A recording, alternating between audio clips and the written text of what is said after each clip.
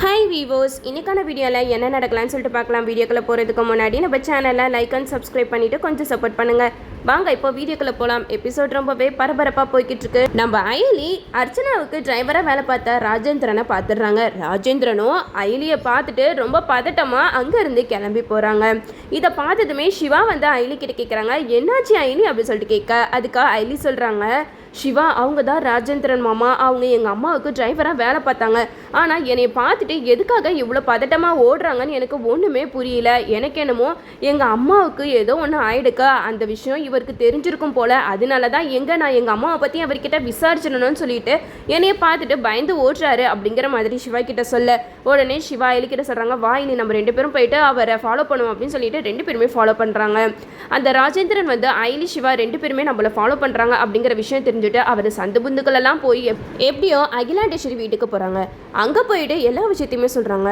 அம்மா, அயலி வந்து என்னைய பார்த்துட்டா, அவளுக்கு என் மேலே சந்தேகம் வந்துருச்சு போல, என்னைய விசாரிச்சா கண்டிப்பாக அவங்க அம்மா இருக்கிற இடம் தெரியும் அப்படின்னு சொல்லி தான் என்னைய ஃபாலோ பண்ணிட்டு வந்தாங்க. நல்ல வேலையாக நான் அவங்க கிட்ட இருந்து தப்பிச்சு வந்துட்டேன் அப்படிங்கிற மாதிரி சொல்ல, அதுக்கு அகிலேண்டேஸ்வரி சொல்கிறாங்க, இங்கே பாரு ராஜேந்திரன், எக்காரணத்துக்கு கொண்டும் நீ அவள் கண்ணில் இனிமேட்டு படக்கூடாது. கண்டிப்பாக அவள் மட்டும் உன்னைய பார்த்தானா உன்கிட்ட எங்கள் அம்மா எங்கே போனாங்க அப்படிங்கிற விஷயத்தை கேட்டு உன்னைய நொங்கு எடுத்துருவா. இப்போ வரைக்கும் அவளுக்கு நான் நல்லவளாகவே இருந்துட்டு போயிடுறேன், ஆனால் நம்ம பண்ண விஷயம் எதுவுமே அவளுக்கு தெரியக்கூடாது அப்படிங்கிற மாதிரி அகிலாண்டேஸ்வரி வந்து ராஜேந்திரன் கிட்ட சொல்லிடுறாங்க. இந்த சைடு நம்ம அயலி சிவா 2 பேருமே அந்த ராஜேந்திரனை தேடிட்டு அவரை காணோம் அப்படின்னு சொல்லிட்டு போயிடுறாங்க. ஆனால் நம்ம அயலி வந்து சிவா கிட்ட சொல்கிறாங்க, கண்டிப்பாக அவர் ஒரு நாள் இல்லை ஒரு நாள் நம்ம கண்ணில் படுவார், அவரை கூட்டிகிட்டு போய் நம்ம விசாரிச்சாலே போதும் சிவா, அம்மாவை பற்றின விஷயத்தெல்லாம் நம்ம கண்டுபிடிச்சிடலாம் அப்படிங்கிற மாதிரி நம்ம அயலி வந்து சிவா கிட்ட சொல்லிக்கிட்டு இருக்கா. இந்த சைடு நம்ம ரித்திகா வந்து அயலி மேலே செம்ம கோவத்தில் இருக்காங்க.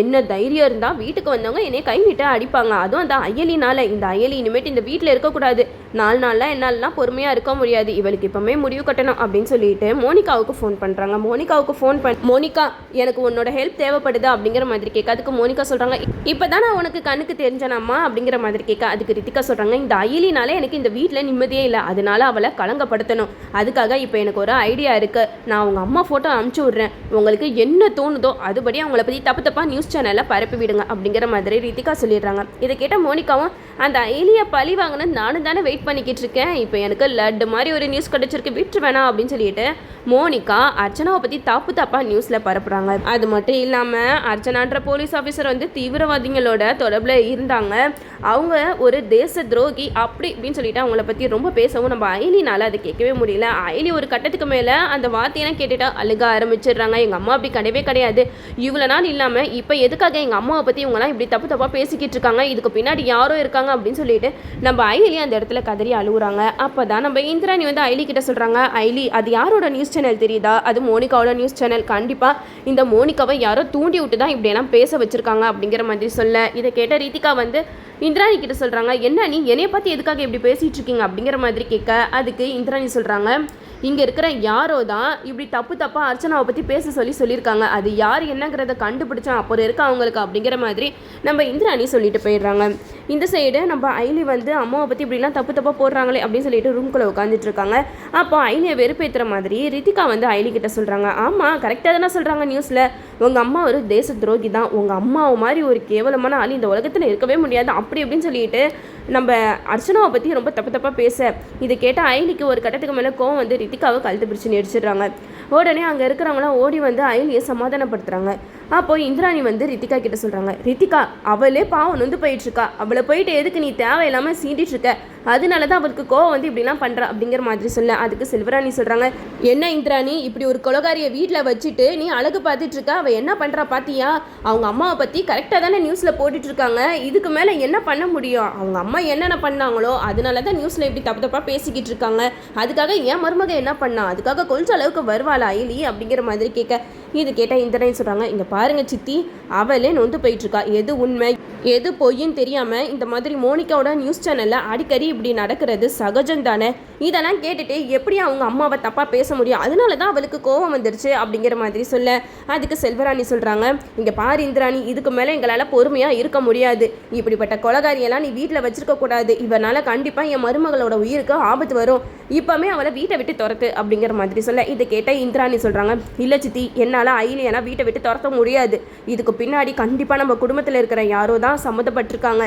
அது யார் என்னங்கிறத நான் கண்டுபிடிச்சிட்டு அதுக்கப்புறமா நான் இவங்களை வீட்டில் இருந்து வெளியில் அனுப்பிச்சிக்கிறேன் அப்படிங்கிற மாதிரி நம்ம இந்திராணி சூப்பராக செல்வராணி கிட்ட பதிலடி கொடுத்துட்டு போயிடுறாங்க.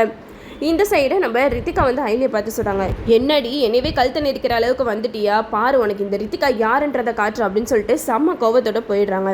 அப்போ நம்ம சிவா வந்து ஐலி கிட்ட சொல்கிறாங்க, என்னாச்சு ஐலி, எதுக்காக இவ்வளோ டென்ஷன் ஆகுற அப்படிங்கிற மாதிரி கேட்க, அதுக்கு ஐலி சொல்கிறாங்க, இல்லை சிவா, என்னையை பற்றி இவ்வளோ நாள் இவன் எவ்வளவோ தப்பாக பேசியிருக்கா, அதை கூட நான் பொறுத்துக்கிட்டேன். ஆனால் எங்கள் அம்மாவை பற்றி தப்பாக பேசுகிறத என்னால் பொறுத்துக்க முடியல. எங்கள் அம்மா எவ்வளோ நேர்மையான போலீஸ் ஆஃபீஸர்னு உனக்கு தெரியாதா, அவங்கள பற்றி ஆளாளுக்கு இப்படி தப்பாக பேசுகிறத நினைக்கும் போது எனக்கு ரொம்ப கஷ்டமாக இருக்குது. ஆனால் என்னைக்கு இந்த மாதிரி நியூஸ் வெளியில் வந்துச்சோ அப்போவே நான் முடிவு பண்ணிட்டேன், எங்கள் அம்மாவுக்கு அன்றைக்கி என்ன நடந்துச்சு, எங்கள் அம்மாவை யார் என்ன பண்ணாங்க அப்படிங்கிற விஷயத்தை நான் கண்டுபிடிக்காமல் விட போகிறதில்ல. இனிமேட்டு நான் வந்து ஏடியாக இறங்கி வேலை பார்க்க போகிறேன் அப்படின்னு சொல்லிட்டு நம்ம சிவா கிட்ட சொல்கிறாங்க. இதெல்லாம் கேட்டுட்டு நம்ம சிவாவும் சொல்கிறாங்க, கண்டிப்பாக ஐலி, உனக்கு என்ன நடந்தாலும் சரி, உனக்கு சப்போர்ட்டிவாக நான் எப்போவுமே இருப்பேன் அப்படிங்கிற மாதிரி நம்ம சிவா ஐலி கிட்ட சொல்கிறாங்க. அப்போ தான் நம்ம இந்திராணி வந்து ஐலியை பார்க்குறாங்க. இங்கே பாரு ஐலி, இந்த நியூஸ் சேனலில் இப்படியெல்லாம் போடுறது சகஜம்தான். ஆனால் கண்டிப்பாக இவங்க பேசுனது ரொம்பவே தப்பான வார்த்தைகள். அதை நான் கண்டிப்பாக கண்மையாக கண்டித்து என்னோட சேனலில் உங்கள் அம்மாவை பற்றி நல்ல விதமாக நான் போட தான் போகிறேன். இதுக்கு பின்னாடி யார் இருக்காங்க அப்படிங்கிறத கண்டுபிடிச்சி அவங்க வாயாலேயே அர்ச்சனா மேடம் அந்த மாதிரிலாம் தப்பு செஞ்சவங்க கிடையாது, நாங்கள் சும்மா அவதூறு பரப்புறதுக்காக இப்படியெல்லாம் பேசிட்டோம் அப்படின்னு சொல்லிட்டு அவங்கள நான் ஒத்துக்க வைக்க போகிறேன். இது கண்டிப்பாக நான் நடத்தியே காட்டுவேன் ஐலி அப்படிங்கிற மாதிரி இந்திராணி வந்து ஐலி கிட்ட சொல்ல, இதை கேட்ட ஐலி வந்து ரொம்பவே சந்தோஷப்படுறாங்க. எனக்காக நீங்கள் இப்படி பேசுகிறது ரொம்பவே சந்தோஷமாக இருக்கா நீ அப்படிங்கிற மாதிரி சொல்ல, அதுக்கு இந்திராணி சொல்கிறாங்க, நீங்கள் 2 பேரும் என் குடும்பத்துக்காக எவ்வளோ பாடுபட்டிருக்கீங்கன்றத என்னால் நல்லாவே புரிஞ்சுக்க முடியுது. அதுக்கு நன்றி கடனாக தான் நான் இந்த மாதிரி விஷயத்த பண்ணுறேன். ஆனால் ஐலி, இந்த 4 நாளுக்குள்ளே நீ எந்த உண்மையை ஆதாரத்தோடு நிரூபிக்கணும்னு நினச்சியோ அந்த உண்மையை சீக்கிரமாகவே நிரூபிச்சிரு. அப்போ தான் என்னால் உங்களுக்கு ஏற்ற மாதிரி பேச முடியும். இந்த 4 நாளுக்குள்ளே உங்களால் எதுவுமே நிரூபிக்க முடியலன்னா அப்புறம் நீங்கள் இந்த வீட்டை விட்டு போகிற நிலைமை ஆகிடும் அப்படிங்கிற மாதிரி நம்ம இந்திராணி சொல்கிறாங்க. அதுக்கு சிவா சொல்கிறாங்க, இல்லைக்கா, கண்டிப்பாக எங்களுக்கு நம்பிக்கை இருக்குது. அந்த 4 நாளுக்குள்ளே நாங்கள் என்ன ஆதாரத்தை கொண்டு வந்து உங்ககிட்ட உண்மையை நிரூபிக்கணுமோ அதை கண்டிப்பாக கொண்டு வந்து சேர்ப்போம் அப்படிங்கிற மாதிரி வாக்கு கொடுத்துட்டு போயிடுறாங்க. இந்த சைடு நம்ம ஐலி அவங்களோட டீம் எல்லாருக்கிட்டையுமே சொல்கிறாங்க, இந்த மாதிரி எங்கள் அம்மாவை பற்றி தப்பாக நியூஸ் சேனலில் பரப்பிக்கிட்டு இருக்காங்க, அது உண்மை கிடையாது, அது முழுக்க போய் அப்படிங்கிறத நம்ம ப்ரூவ் பண்ணியே ஆகணும் அப்படின்னு சொல்லிட்டு விஜயகுமார் எல்லாருக்கிட்டையுமே சொல்லிக்கிட்டு இருக்காங்க. அதுக்கு விஜயகுமார் சொல்கிறாங்க, உங்கள் அம்மாவை பற்றி எனக்கு நல்லாவே தெரியும் ஐலி, அவங்கள மாதிரி ஒரு நேர்மையான போலீஸ் ஆஃபீஸரை இப்படி தேச துரோகி அப்படி இப்படின்னு சொல்கிறதெல்லாம் ரொம்ப பெரிய தப்பு. கண்டிப்பாக இதுக்கு நாங்கள்லாம் கண்டனம் தெரிவிக்கிறோம். அது மட்டும் இல்லாமல் இந்த நியூஸை பரப்புனா இந்த நியூஸ் சேனல் மேலே கண்டிப்பாக நம்ம ஆக்ஷன் எடுத்தே ஆகணும் அப்படிங்கிற மாதிரி சொல்ல, இதை கேட்ட ஐலியும் ரொம்பவே சந்தோஷப்படுறாங்க. இதுக்கப்புறம் நான் வந்து சும்மா இருக்கிறதா இல்லை, என்னை 1000 பேர் 1000 சொன்னால் கூட எனக்கு கவலை கிடையாது.